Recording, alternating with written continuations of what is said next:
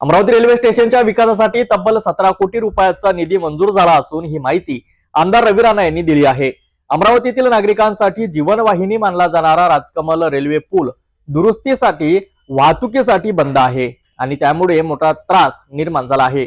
याबाबत विधानसभेत प्रश्न उपस्थित करताना आमदार रवी राणा यांनी स्टेशन परिसराच्या विकासासाठी तसेच पूल पुनर्बांधणीसाठी तातडीने कारवाई होण्याची गरज व्यक्त केली। याशिवाय बिबट्याच्या वाढत्या हल्ल्याच्या पार्श्वभूमीवर रवी राणा यांनी वादग्रस्त विधान केले आहे। ते म्हणाले की बिबट्याला घरात पाळीव प्राण्यासारखीच पाळण्याची परवानगी मिळाली तर हल्ले कमी होतील, जसे बाबा आमटे यांनी वन्य प्राण्यांवर प्रेमाने प्रयोग करून दाखविले। संपूर्ण विदर्भ महाराष्ट्राचे विषय, अमरावती जिल्ह्याचे विषय सभागृहाने मांडले। शेतकऱ्याचा आहे, शेतमजुराचा आहे, डेव्हलपमेंटचे विषय आहे, महानगरपालिकेचे विषय आहे, बिबट्याचा विषय मोठ्या प्रमाणात गाजत आहे। बिबट्यासाठी सुद्धा महत्वाची भूमिका आहे की त्या ठिकाणी बिबट्याला पाळीव प्राण्याचा दर्जा दिला पाहिजे।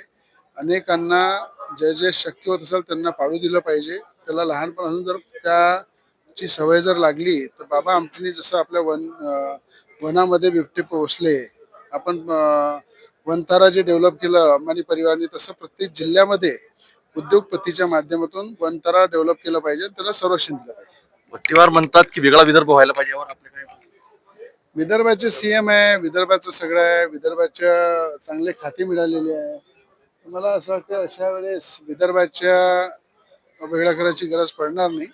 जेव्हा विदर्भाचा अनुशेषच भरून काढत आहे, विदर्भाला न्याय देत आहे, तर अशा पद्धतीनं मोठ्या प्रमाणात विदर्भाला न्याय मिळत आहे। तर विदर्भाला न्याय जर मिळाला नसता, विदर्भाचा अनुशेष भरून काढला नसता, विदर्भाला चांगले मंत्री मिळाले नसते, तर मला असं वाटतं या सगळ्या गोष्टी करायला पाहिजे होत्या। पण आता विदर्भाचेच मुख्यमंत्री आहे आणि विदर्भाला चांगले मंत्री मिळालेले आहे, म्हणून विदर्भाचा अनुशेष तसंच भरून काढत आहे। शेवटचा प्रश्न, खासदार बोंडे यांनी म्हटलं की रेल्वे स्टेशन स्थानांतरित करून त्याला अत्याधुनिक करावे, त्याचा विकास होईल, म्हणजे रेल्वे ब्रिज बंद होईल।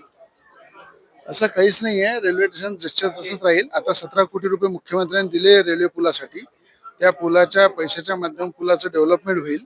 पूल नवीन तयार करू, लोकांसाठी रहदारी चालू करू, कुठल्याही प्रकारचं रेल्वे स्टेशन बदलणार नाही, जिथे तिथेच राहील आणि पुलाचं काम नवीन तयार करून लोकांसाठी ते सुरू करू। शेवटचा प्रश्न, बांगलादेशी आणि घुसपेटी मोठ्या प्रमाणात देशात होत आहे आणि नौ जिहाद बद्दल कडक कायदा व्हावा, याबद्दल काय? नौ जिहाद बद्दल कडक कायदा व्हायला पाहिजे। मोठ्या प्रमाणात खोटे प्रमाणपत्र घेऊन बोगस लोक फिरत आहे, बांगलादेशी फिरत आहे महाराष्ट्रात। बरोबर आहे ना, त्यांच्यावर अंकुश ठेवण्यासाठीच ते असतं। जे बंगालला जे बाबरी मस्जिदचं घेऊन काही लोक तिथे तमाशा करताय, तो बांगलादेशीयांचा तमाशा आहे। म्हणून बांगलादेशीवर कंट्रोल करण्यासाठी पूर्ण केंद्र आणि राज्य सरकार ताकदीने त्याच्यावर नियोजन करत आहे आणि मला असं वाटतं की या माध्यमातून बांगलादेशीयांचा बंदोबस्त मोठ्या प्रमाणात होईल। बांगलादेशाची घुसपेट हे होणार नाही, याची आम्ही खात्री